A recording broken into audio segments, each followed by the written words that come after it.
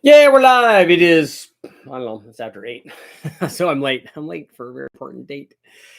Tonight we want to talk about turbo stuff, and I'm going to be doing a bunch of turbo videos. For right now, I just finished editing the comparison of the truck manifold versus the Trailblazer SS on two different camshafts. We ran it with the Truck Plus camshaft on a 6-liter, and then also ran that direct intake comparison on the low buck truck camshaft on the 6-liter. So you got lots of data there, which is going to be interesting. But we also ran on the 3, we ran a bunch of different turbo configurations. And one of the tests that we did, and this will be in a video that will be coming up as soon as we're trying to get the turbos in stock, so we can get the promotion lined up with the videos and all that stuff, get the information out there. But one of the tests that we did that I wanted to talk about while we were down at West Tech is we ran a comparison on a turbo. And that particular turbo that we ran on the 5.3 had a 3-inch exit, basically a 3-inch downpipe, as you will, the exit out of the turbine side, the hot side. And so we're wondering, okay, well, it has a 3-inch exit. So obviously the impeller's a given size and the hot side's a given size, the exit is. But what happened if we run what we started out with was just it's basically the 3-inch extension that I use on the headers, on the long tube headers when it's naturally aspirated. So we have a 3-inch diameter tubing. It's a V-band, so it V-bands nicely to the mufflers or to the headers, so it's easy to put on and off, and we don't have to worry. Just as a little side story here, working with West Tech for like the last 25 or 30 years, one of the things that we did really early on when we were doing headers is they're all like slip fits with either a slip fit, and then most of the time is a slip fit, and then we would drill through both of them and then put a tech screw in there, sometimes two. But invariably what would happen is we would be running a bunch of testing during the dyno, and then we'd blow one side off or the other, or sometimes both of them. So I'm like, wow, it just can't be like this. And they tried all kinds of different things. And eventually we just, look, we have to V-band these things. Let's just put V-bands on them. And so that they never come off. Once you put a V-band on, it's not going to vibrate off. And it never did. And so that made things a lot easier. So these were collector extensions, but they also fit nicely on a 3-inch V-band that happened to be on this particular turbo. So we could V-band that on there. It had a provision because we were using it for a header, had a provision for the oxygen sensor. So we put the oxygen sensor in there, and that's where we ran it after the turbo. And so we had this basically exhaust section or down pipe. It didn't go down. It just went straight back. So a straight pipe. And so we used that when we were testing the turbo. We're like, okay, so if somebody was running a 3-inch exhaust, this would be that. I think a full 3-inch exhaust would probably be a little bit more restrictive, maybe not a bunch. But after we'd run the testing on that, we were thinking, hey, what happens if we put like a bigger exhaust on there? Now we'd have to, in order to put a bigger exhaust, the exit out of the turbine side is 3 inches. And so the exhaust has to travel some distance, 3 inches. But the exhaust has a lot of heat energy in it and a lot of velocity coming out of there. And so what we wanted to do, and what presented itself basically as an option, was West Tech had a bunch of these expansion tubes that were basically one size V-band, and then they would expand out with a cone out to some other size. And the reason that they had these is they used them on the chassis dynos to connect to tubing that they had to evacuate the exhaust out of the building. So we're good. So there's a bunch of these different, 3 to 3.5, 3 to 4, 3 to 5, whatever, a bunch of these different ones. And in fact, if you look at the video that I did where I did exhaust like downpipe section size changes to show what the difference was in power, we ran a 3, a 3.5, and a 4-inch exhaust all on the same turbo. And in order to do that, one of the things I had to do was neck the thing down first, because it had a given size. It had like a 3.5, and so we had to neck that down to a 3, and I think it had a 3.5, and then we necked it up to a 4 or whatever. And so we had to use these expanders, and we had what kind of looked like expansion chambers for a 2-stroke. It was kind of cool looking. I don't know what effect it had ultimately on the, having that get bigger and then come back down. I honestly don't know what effect that had. I don't think any, because I think it's kind of like being in a muffler, but who knows? It would have been interesting to do just a straight 4. But what we did on this one, we had a 3-inch exit, and then the 3-inch exit, there's a short section of 3-inch, and then it expanded out to 4. So it went from 3 to 4 with a big cone on it. And then there was nothing after that. It was just this cone. It's just a megaphone, basically. So if you've seen any of those exhausts, it looked like that. And we'll be showing photos and videos of all that. But we did the megaphone on it. And we ran it again, and it picked up power. So going from the 3 to this 3/4 picked up power. And it reduced, it presumably reduced back pressure. The way I say presumably is we didn't, well, we know that it reduced back pressure. I don't know what it, we just don't know what it did after the turbo, because we weren't monitoring after the turbo. We were only monitoring back pressure before the turbo. So it did reduce back pressure, and it made more power, but it also raised the boost. Unfortunately for us, during this testing, we did not have a boost controller on it. I can almost hear the comments already. But that's a good thing and a bad thing. Ideally, we would have had a boost controller on everything for what we were doing, and for the answers that we were trying to get. It worked out fine. We were adjusting the boost manually. Not perfect, but it gave us the idea, the steps that we wanted to see, how they responded. And then we were more interested actually in response. And most of the response didn't come during the dyno pull. So it came during the roll-in, which we were logging with the Holly. So we could see as we were rolling in what the load was, what the throttle position was and load was and boost was relative to time. And so all of that worked out good. But on this exhaust test, what we saw, and this is exactly the same thing that I saw on the previous exhaust test that I did, is when we went to a bigger exhaust, it liked it. And that's not surprising. We've talked about this many, many times. Turbos like really free-flowing exhaust. They don't like, I know people be thinking, well, take the exhaust off.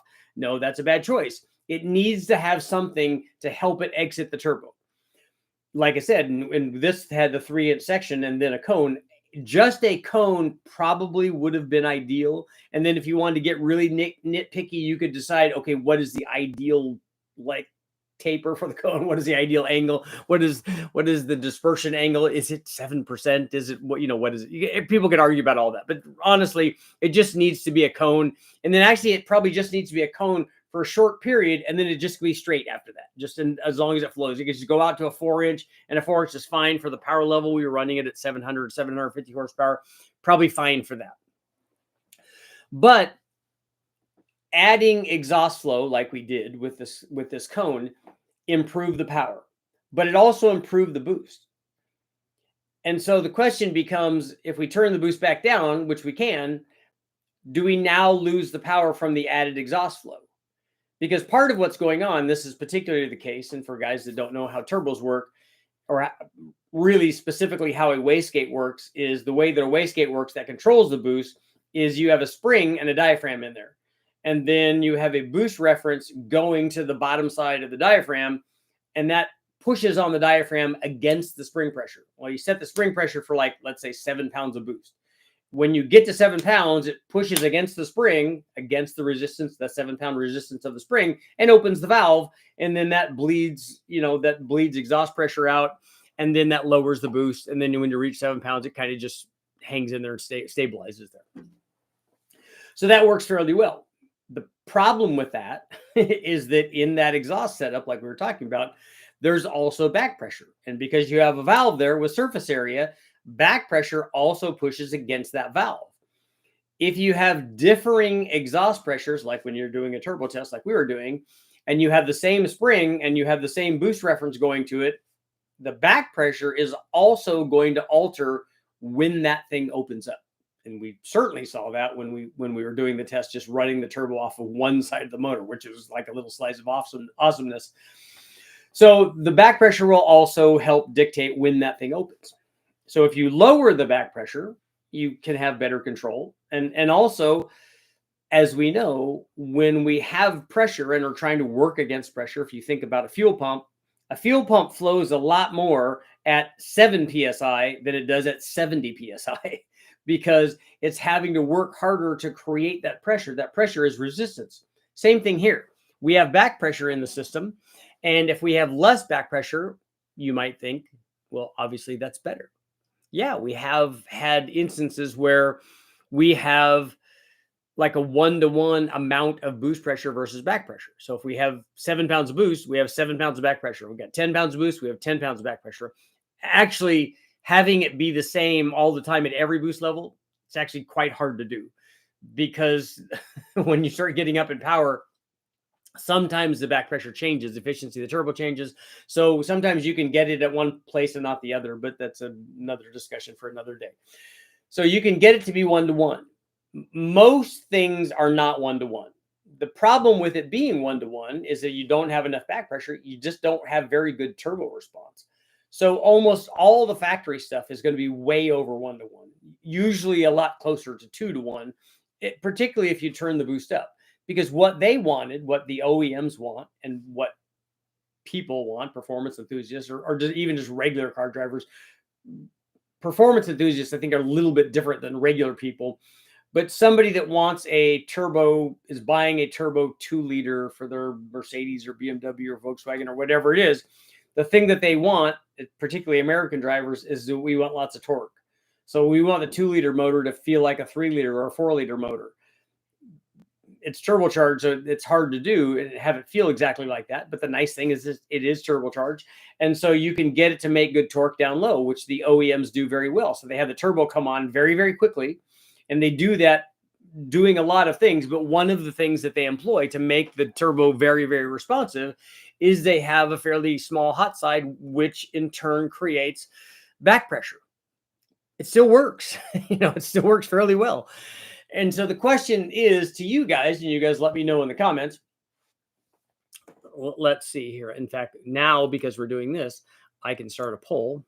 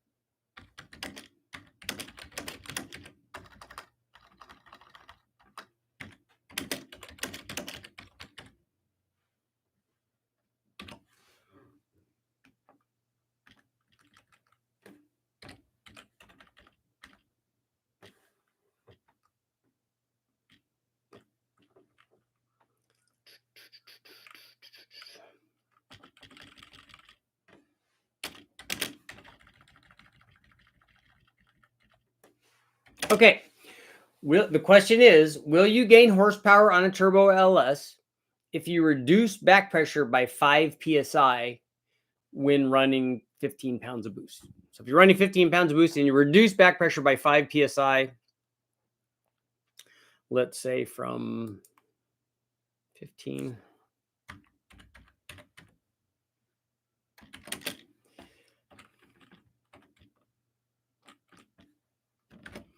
Okay.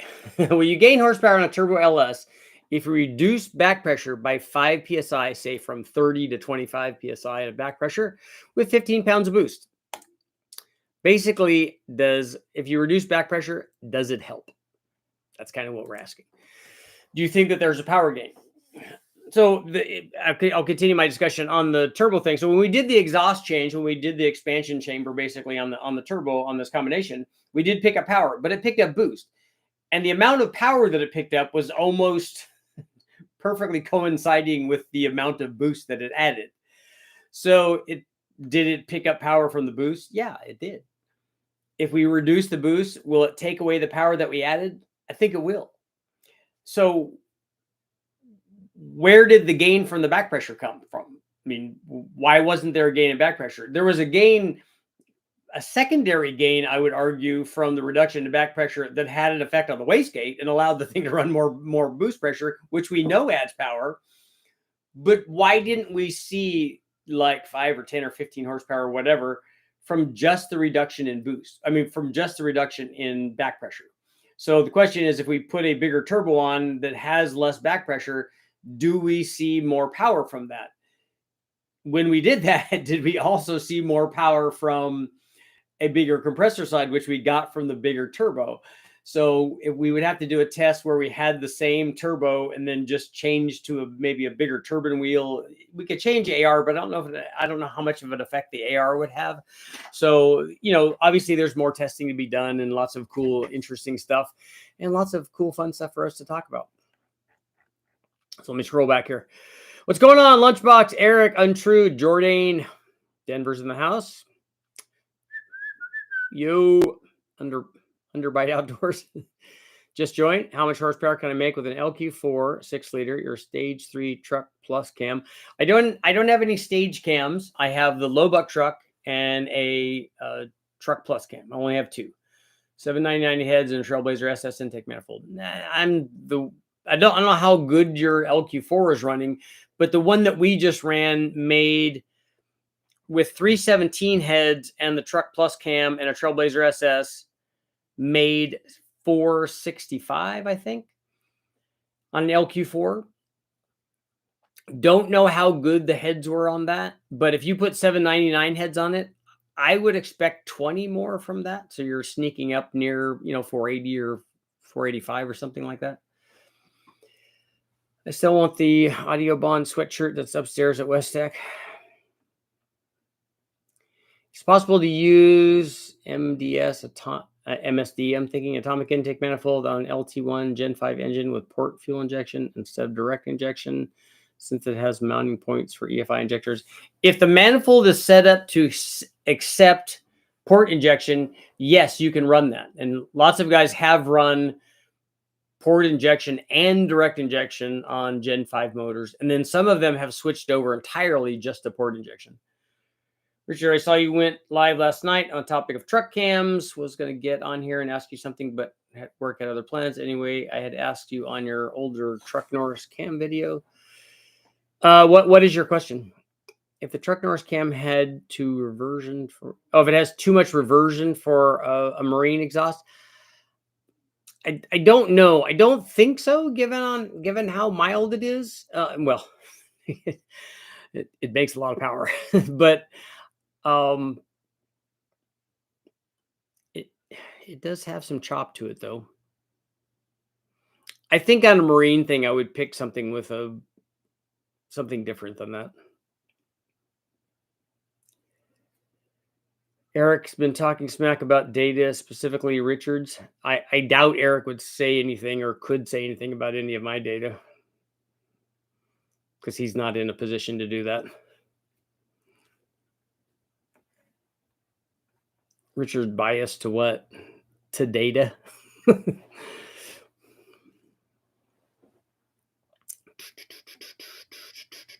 dyno doesn't tell the whole story. It tells the whole dyno story, which is what we're trying to do. Eric, among others, need to get off the pedestal they built for themselves. They're not in a position to be on a pedestal. They've been doing what they're doing for 10 minutes. I mean, let's be honest. They don't do what I do. He said magazine tests were influenced by desire to showcase products.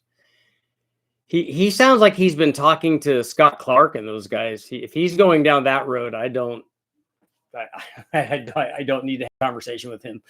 If he's talking nonsense, that's just foolish.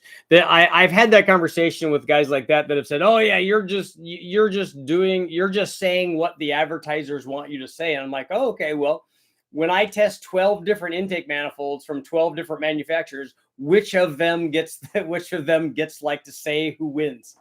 None of them do. That's why it's just nonsense. And one of the things that I've done in the past, and this is when you know that these people are just full of it, is, and I did this particularly to one guy. I want to get my focus back in here. Come on, focus. Before I tell my story, before I tell my $10,000 challenge story. There we go. So I had this conversation with somebody a while back, and he said, "Oh yeah, you're just, your magazine stuff is, it's all influenced by advertisers or whatever." I said, "Look, okay, here's what I'll do. Here's why I know that that's not true. And I also use the logic in the example that I just used. I'm like, okay, well, when I'm testing intake manifolds, which one of them gets preferential treatment? Which one of them, paid for the results or whatever? Which one of them does the things that you're saying that you're doing? So what you're saying doesn't make any sense at all. Because that's why it's all nonsense. But I said, look, but I'm willing to entertain this and to put this to rest. And here's how I'm going to do it. So I just ran a test, and you're saying that it's not accurate. So I'll tell you what. I have $10,000, and I'll fly you out here. You bring $10,000. We'll have a neutral party hold those. I'll put you up. I will feed you, and I will run that test again. And if that test doesn't exactly duplicate what I just did, you get $10,000, and you get to go tell everybody, look, see, it's not the same. But when I win and when the test duplicates exactly, I get your $10,000. And you know what I hear after that? Chirp, chirp, chirp, chirp, chirp. Crickets. Because they just want to say, people want to say bad things because people are people, particularly jealous people and insecure people. But I don't understand that. Like I didn't even know this guy. I'd never talked to him. I didn't know who he was or what he did or anything. And he just like went on this tirade. I'm like, look, here's what we can do. And it was just crickets. It was nothing.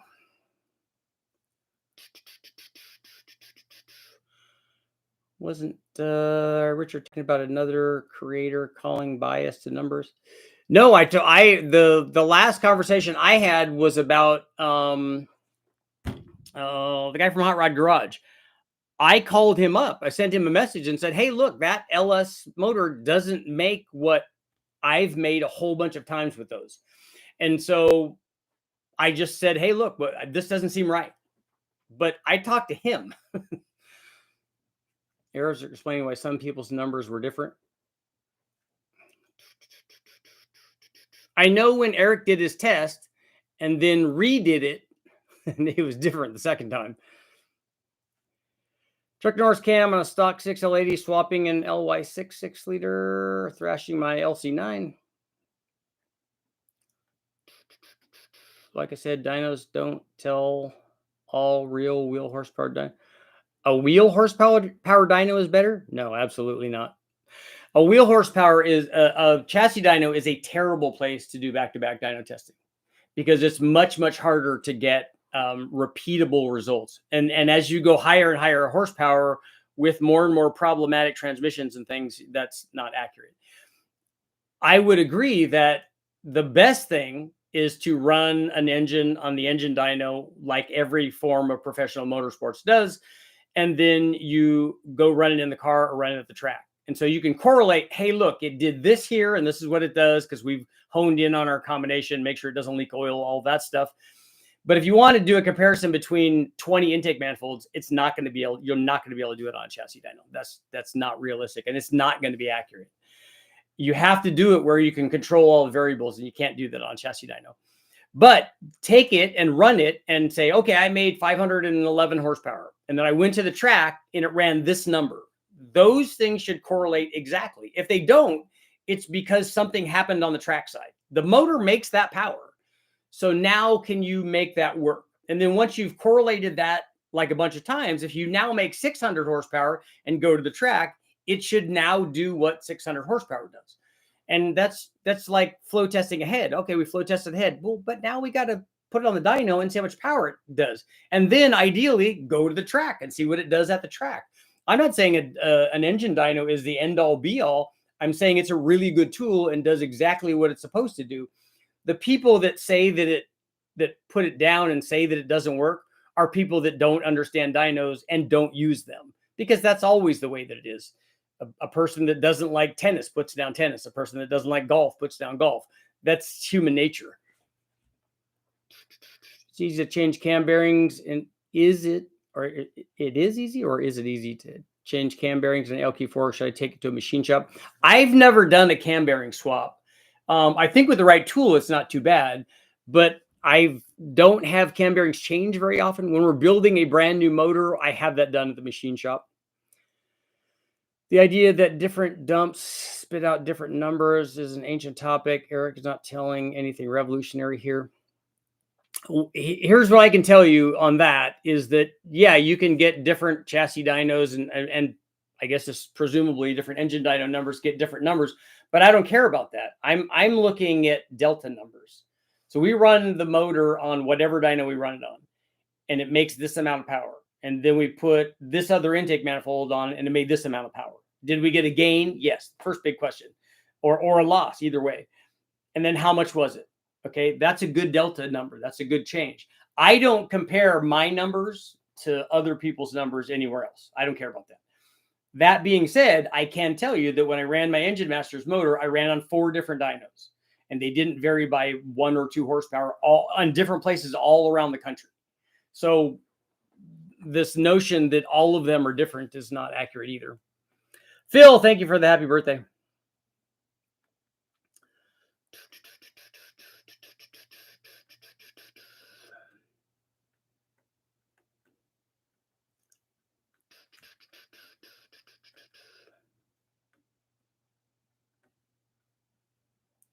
Rolling. I'm scrolling back.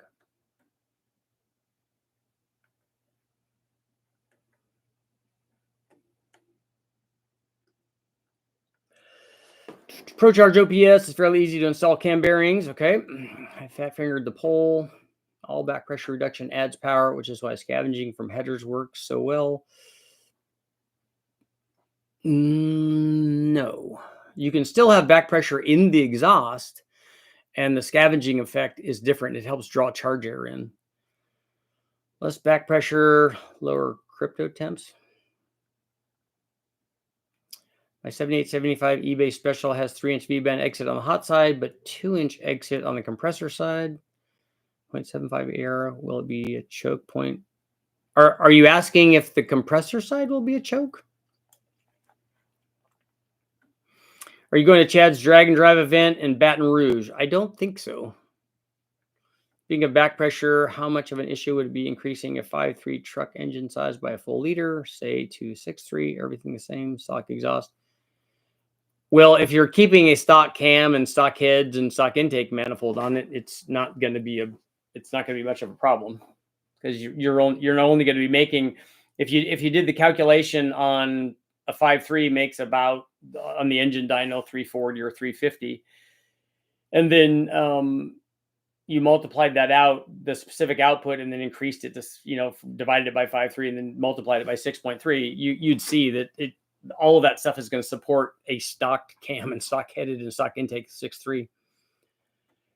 Rich just got my 6-liter back from the shop, made 430 wheel horsepower and with a 226 cam.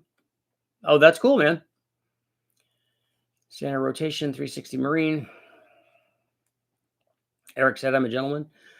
Doug, I've never had a problem with it, Eric. We've talked on the phone a couple of times. Doug, delay, state capital, or no problem.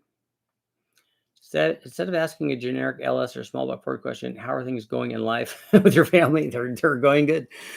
I was down at West Tech for a while. I'm back. The dogs are happy. Are the videos of your low buck truck cam chop at idle? Yeah, we have posted idle chop on Instagram. There's some idle chop stuff. Can we see a 3100? I haven't run one of those in a long time. I haven't run a 3100. We did a 3100 in a Grand Am with a turbo on it, and we did it. That was back in the early 2000s. I have a 403, a VS Racing 7875. We ran one of Iron's turbos in this testing. We ran that 7875 Gen 2 that I have. Horsepower starts dropping off around 5,000. What size turbo would you recommend? How much boost are you running, and how much power do you have, and what 7875 is it? Guida's Garage low buck truck cam is a 243 240 duration. Too much cam duration for a turbo 383 stroker, 0 deck, 317 head, flat top piston with 2C. That's way bigger than that's a much bigger cam than I would recommend for any turbo application. And an 11-to-1 you're running? How is a 317 with an, oh, it's a 403. That's right. I'm thinking, I'm not doing the math right there. I wouldn't run 11-to-1, and I wouldn't run that big of a cam on a turbo application. They will all work if you have, I'm assuming that you have valve reliefs in these, whatever these pistons are that you put it. But you don't need a 243 cam. It's going to make the turbo not as responsive. Especially with a 116. Cold beer. That's large, but should be fine. LSA and your compression ratio should be fine.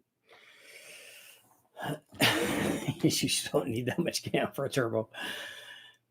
10,000 expensive date. I thought I could get you to fly out here to Illinois on the economy flight and get you to build my junkyard LS and sell it for a few $100s. No, that's way more my speed.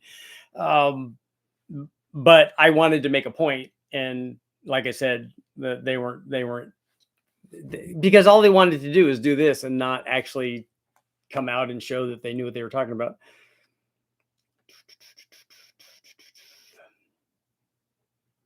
For science breakthroughs, it must be repeatable. It does. I've gone through that myself. Got a college algebra exam tomorrow. Good luck. Australia's in the house.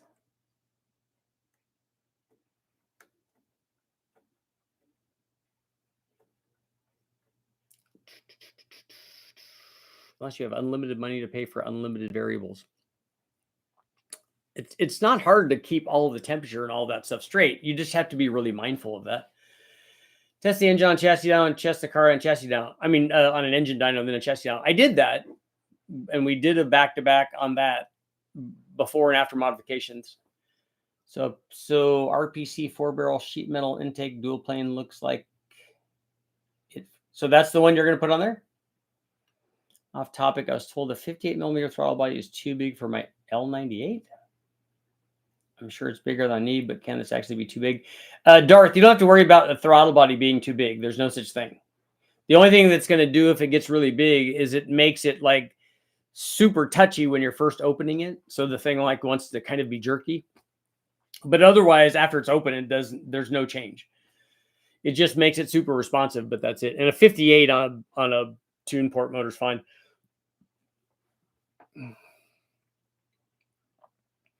Oh, and you've got heads and a cam and everything. I definitely would put a 58 on it. How do you tune and dyno older cars that have the 99 PCM capabilities? I don't do that, so I don't. Other people, I'm sure it can tune that ECU. Your cheapest, easiest path to a junkyard LQ4 550, is it 500 to 550 like NA horsepower or 550 wheel horsepower? 550 horsepower you probably could get with rec port heads and a cam and an intake, because you're going to have to put rec port heads on it, or with a turbo. Put a quadrojet on it. That would always work. Got to put the big quadrojet on there for that much. Speaking of hot dynos and magazines, remember in the past companies like Celine getting caught sending a ringer to the test? Didn't Ford have to recall the 01 Cobra model for low numbers? I remember one of them did. I thought that Miatas went through that too, but guys sending ringers to magazines, like particularly the OEMs. I'm not thinking of Celine so much because I don't know about that. But if you were if you were sending a car to Hot Rod Magazine and you were Pontiac or you were Chevrolet or you were Dodge, you would send them the best 440 Challenger or the best SS396 or the best Super Duty 421 that you guys had that they're testing, right? I mean, that's just good marketing. I've been studying your work with the 3800 and I want to know how much you charge for an ECU tune for a built V6 Camaro. I'm not a tuner, so I'm the wrong guy to ask for that. We tuned that one with a Holley.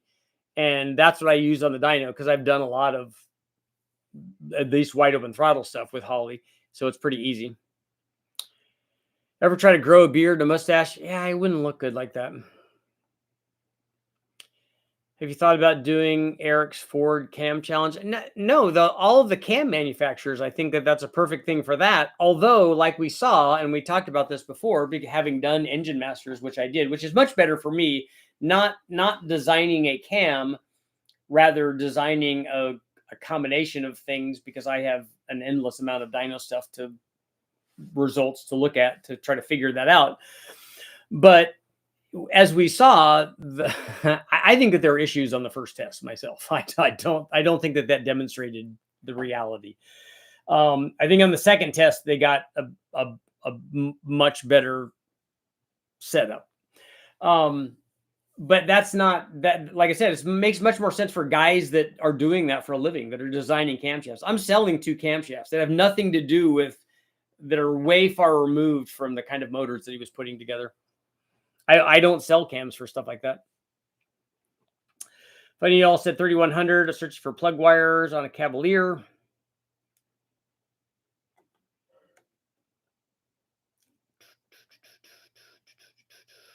I got to ask a question. I just bought a Charger Daytona with a rebuilt engine. This thing rattles bad.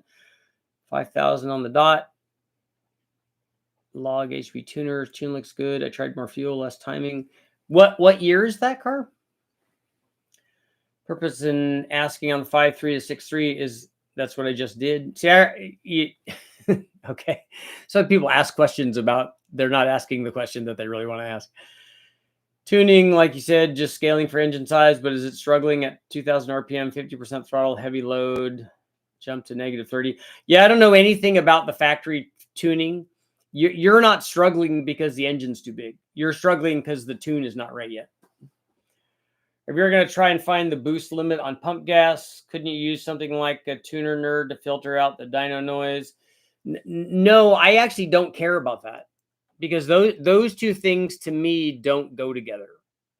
Pump gas and maximum are not two things I put together. The engine struggling through the stock exhaust, not present at wide open throttle. There would be no way that the engine would struggle through the stock exhaust at lower throttle angles and engine, throttle speeds and stuff, RPM and stuff. It would struggle the most at wide open throttle, and the most at wide open throttle at high RPM is where the stock exhaust would be the most restrictive. It's the least restrictive at lower engine speeds and part throttle. Did you test a bread box, high ram, or Pro Street style intake? On what are you talking about, Sean? Got an 82 K20 that would be a better option. Redoing the 76 model carb 350. That's it. Or swapping an 89 TBI 350. Is one better than the other?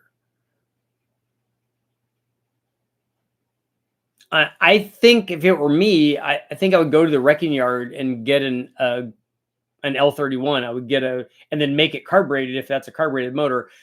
I would get a Vortec headed 350, take the fuel injection off of it, put a carburetor on it, and then run that, because that's going to be a really good. And then you could put a mild cam in it too. Working on my second LS, I would like to make it 450 horsepower. Is there a head and cam set that you could recommend? What Braxton, what size LS is it? I have a Summit cam, but I'm more familiar with TSP.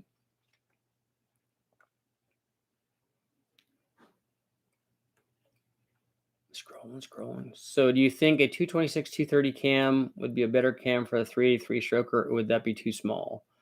Because I feel like it might be. Bagged, what power level are you trying to make, and what are you trying to do with this motor? LQ4 500 horsepower at the tire. Yeah, that's going to require boost. So I just put a small turbo on it. 403 LS VS. I'm running 10 pounds of boost. It made 550 to the tire. LS3 intake, LI6 head, sloppy stage 2 cam, 93 compression.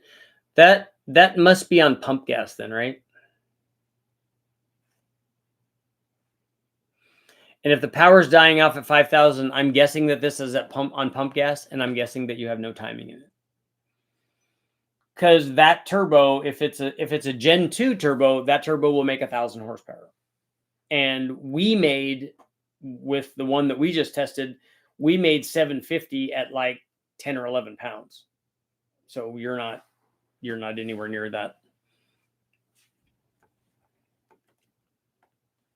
I know this is for engines, but who do you pick for 4L80 two-wheel drive builds? Can anybody help this gentleman? I like to drive my car. I don't want to do it 3 times, 3,000 to 10,000 price range. I like to make 600 this year, work my way to 1,500. Oh, so you want a modified one. So can anybody help him with a modified 4L80 guy that can do transmissions? Man, the younger days of looking at car and driver and seeing all the specs and comparing newer models. Later got depressed that everything was newer, better, and the hobby wore off. Yeah, I used to go directly to, like, the things that I like. I would go to the newsstands and I would get I would buy all of them. I'd buy Road and Trade. And finally I realized that, hey, you should just get subscriptions. It's a lot cheaper that way. I would get all of the Car and Driver and Road Track and Automobile and Motor Trend and stuff. And I would get them, but the ones that I would get, like, I really like the top speed tests and I really like the comparison stuff. I didn't care about, but SUVs and stuff, like, I didn't care about any of that. I just wanted, like, fast cars, and particularly if they're testing Ferraris and Corvettes and Porsches and things like that. All of that stuff was awesome.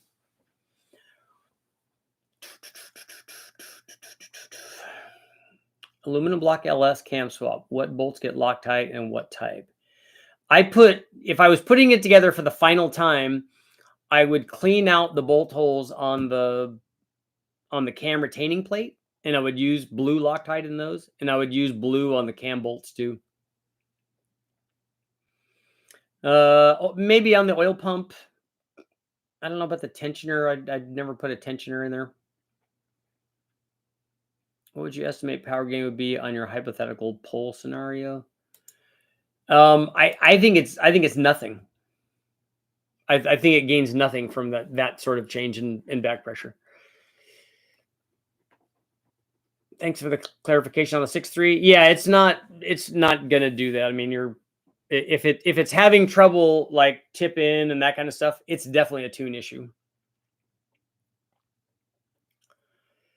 Just want to show appreciation for the information. I'm happy to help, man. Thank you. I pulled timing all the way down to 13 from 4,000 up and still down to 10 on fuel and the same 5,000 rattles. Have you tried putting better gas in it? With that much timing, with that little timing, it shouldn't rattle. Take all the timing out. Put it at 5 degrees and see if it rattles. If it does, you got something else going on. You got damage to a combustion chamber, or maybe an injector not firing or something. 1,000 crank horsepower going in a Pro Touring 71 Monte Carlo would be a T56. So for 1,000 horsepower, you could do that with my low buck truck camshaft. So you don't need a big cam for that. So talk yourself out of that, especially if you're going to be driving it. The 1,000 horsepower is just the 1,000 horsepower turbo. And we're going to have those very, very quickly here. We've already done the testing on them. So we're going to have those for sale pretty soon. But that's all that you need. That really solves the problem. So forget about that part of it. Forget about the horsepower. The horsepower part of it is like the easiest thing. Now, what else do you want? Do you want the thing to idle decently? Do you want to be driving it around? Do you want to drive it through, fast food drive-throughs or whatever? Do you want to drive it to Cars and Coffee? Do you want it to have lots of chops so that you're constantly having to give it throttle and stuff? Like, what else do you want out of it? And do you just have it's got a T56, so that'll be easier. That doesn't have a converter to worry about. Braxton, you got a 5.3, an LM7. I've learned a lot, but I have 706, 243, and 862 heads I can choose from. I don't know which one. There's not a bad choice of any of those. They're all going to make about the same power. The 862 and 706 is going to be exactly the same. The 243 might be a little bit less because of a lot of things. If you have a Holley high ram for LS, so you could put modular carbureted top plates on it. I have run carbureted stuff on Holleys before on LSs. I got videos up on that. Got a 6-liter, took the heads off one, had a hole inside the fire ring in water. Looks like a thin casting. Is this common with a 317? I haven't seen that. I'm happy that I got to do a razor blade rebuild on the 317 heads that were on that 6-liter that we tested. That I'm finished. The video's finished now, but I got to do a razor blade rebuild. I took it apart, and there were a few rings and stuff that were stuck that needed, and I needed to do some super Richie machine shop sanding, well, with Scotch-Brite and WD-40, just to clean up the rust in some of the cylinders. But the other thing that we did is I took the 317 heads, and we were changing the springs anyway, so we could take the valves out one at a time. And the intake valves actually all looked pretty good, but all the exhaust valves had lots of stuff on them. So we put the polishing compound on them, and we did the drill bit with those, and just to get the thing seat. So it had a better contact pattern on that. So it's kind of nice to be able to do that stuff, and to put it all together and then have the thing fire up, and we reuse the oil pump and stuff and have it have good oil pressure and stuff and had it work. It was awesome.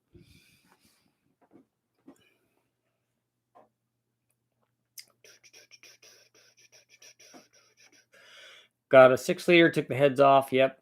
Firing's bad. I just go to the grocery store and read the magazine without buying them. So just sit down in the aisle, Dan, and just start reading it. We used to, when I was younger, we would go to the library and read them, because as soon as because we used to go there to way back when I was doing when going to college, we would go there and we would do work there, probably mostly just goof off, really, but we would go there.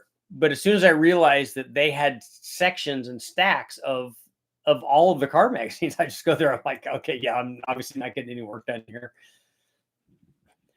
I have a diesel truck engine, dyno, out in Kingman. Most of our Caterpillars make more boost than drive pressure. This is not the case on smaller gas engines. The diesel stuff has lower back pressure than boost pressure. That's not normal for gas engines. What's a good sized pipe for an S475 cold side? We would go, the discharge is 3 inches on that, isn't it? Or is it 3.5? Does it have a V band on it? I don't know what S475 it is, but whatever that exit is fine. We normally step it up because the intercoolers that we go to are usually 3.5. So we step the tubing up to 3.5. And that also makes it an easy step for us. Most of the LS stuff that we're running has a throttle body that's going to be 3.5 or 4 inches. So we always have to step our 3.5-inch tubing up to 4 inches anyway. And so it all makes sense. I don't do it because I've chosen that because I think that that's better. We've run stuff on 3-inch too, but stepping it up is just a lot easier. Jake's performance for the 4L80, for the gentleman who was asking about the 4L80 stuff. Change in back pressure when knock limited by the fuel can allow you to run more timing. That's absolutely true. That's a good point. How much more timing would you run on something like E85? On E15? I don't know that I've tried E15.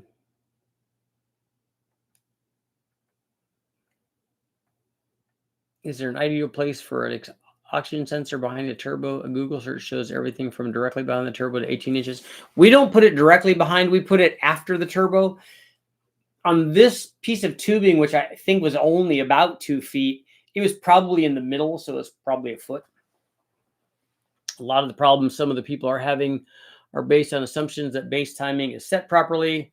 Base timing is critical. It really is. What we do when we first start a motor, unless I've run this program and this ECU a lot, which we have, but when we'll start a motor, we'll verify with a timing light that we don't do it like on a base timing thing. It's kind of that we set the timing at 25 degrees and then we'll read it and make sure it's 25 and then move it. We're doing this at idle or whatever, 1,000 RPM.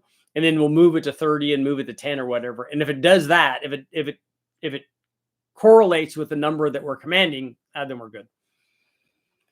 How much time would you recommend on a 5 through the truck Norris carbureted?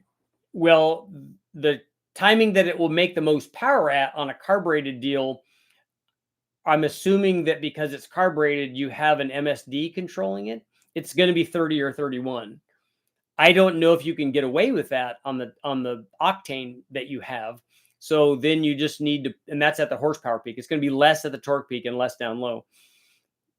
but I don't know how much you can get away with, but that's where it's going to make the most power. And that's going to have nothing to do with that camshaft. It's going to have everything to do with the fact that the LS has a specific kind of combustion chamber that wants a specific amount of timing. The 317 head wants a little more timing than the other cylinder heads do, because it's a big inefficient chamber.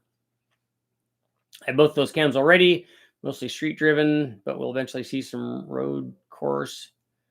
Love me some chop. Okay, that's good. Then you're all chopped out. The rattle could be a bent rod. Too much fuel just went through wide open injectors. Was a mess to deal with. Customer's engine. New to him, truck was supposed to be a basic setup. I put an E85 tune in 9-ish fuel. I ran E85 on all my cars. Yeah, E85 is good. That's what we ran in the testing. It's a Gen 2 7875. Yeah, you're not anywhere near the limit of that turbo. When we were running E85 on this test, I think we were running 20 degrees or so. It's going to have to be less than that. I don't know where timing is going to be on your thing with 93 octane. I don't have a feel for that. Did you tell me how much boost you're running? And my guess, like I said, my guess is that you don't. The reason that's falling off is because the not having enough timing is way more problematic or way more detrimental to power at higher engine speeds than it is down low, and or in the middle at the torque peak.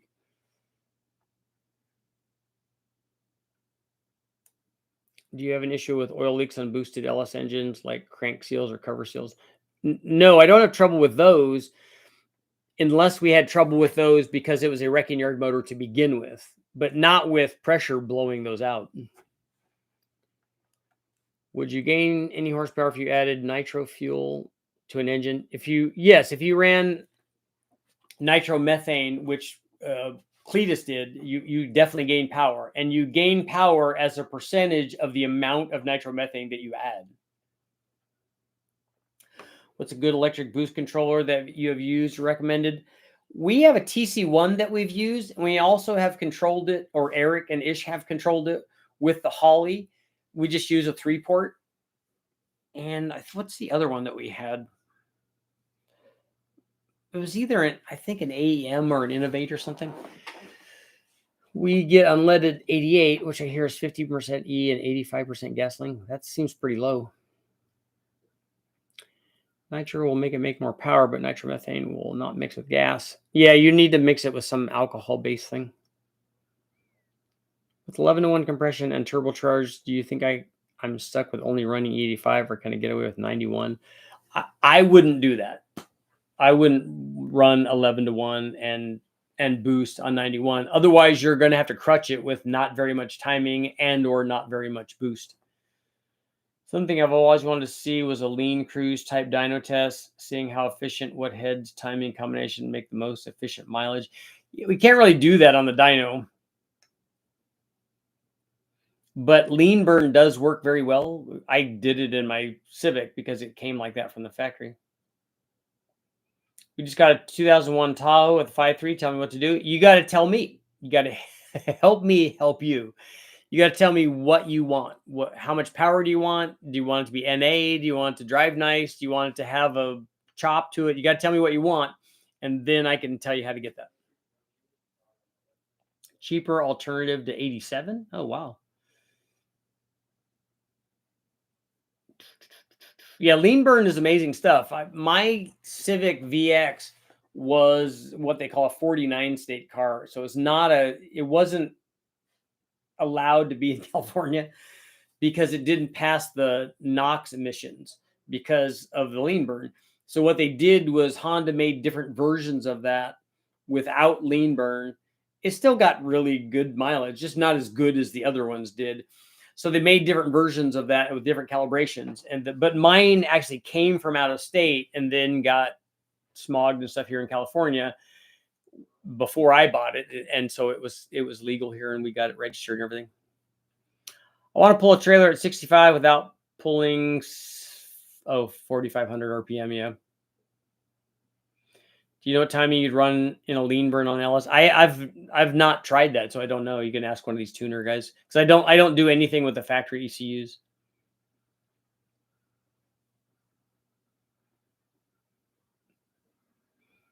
One of the problems with doing lean burn, because you can't just keep leaning the motor out, because eventually what you'll get is misfire because you don't have a homogeneous mixture and it's hard for the thing to ignite. That's why things like multi-strike ignitions can help that.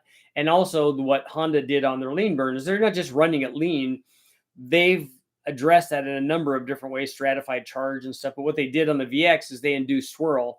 So they have the valves open at different times because it's a 4-valve head. So they have the 2 intake valves open, one a little bit sooner than the other. So it induces swirl to try to keep that all those fuel particles, which are now very scarce, try to keep them in the swirl and keep the mixture homogeneous so that you'll get burn even though it's lean.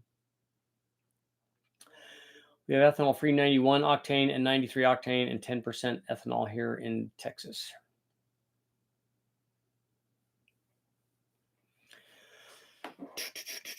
You can add a lot of EGR if you want mileage. Yep. I remember the first time I heard that somebody told me that. I'm like, no, we want to get rid of the EGR. It's like, no, you really don't. And it surprised me when I had the Crane Interceptor hooked up to my Mustang all those years ago that I would watch it while we're just cruising down the road. I'm like, wow, that's a lot of timing at cruise, but there's no load, so it's fine. So it's all good. It's all good in the hood.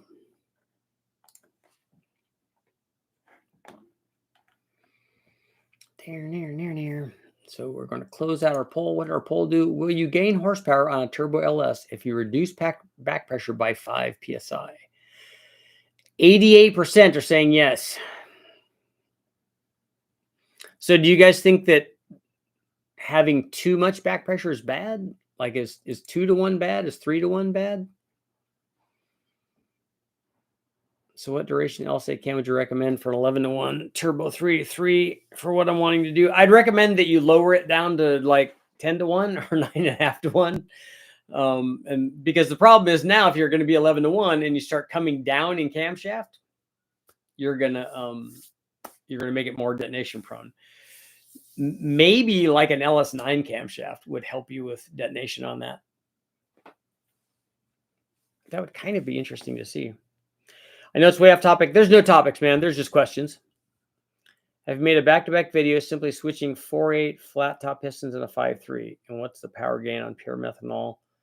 That's what my combo is. I don't know about methanol because I've never run it. And flat top pistons are going to change the compression by about 1 point, but we already have that because we have an L33 that already has flat top pistons. So some of the 5.3s come from the factory that way. You don't gain quite as much as you would in compression if you had a 706 or an 862 head on there, because that also has a slightly smaller chamber than the 799s that they run. But, you're going to gain 3 or 4% in power from the change to flat top pistons from the dish in a 5.3. And methanol, I don't know what you gain on an NA motor on methanol because I haven't tested it.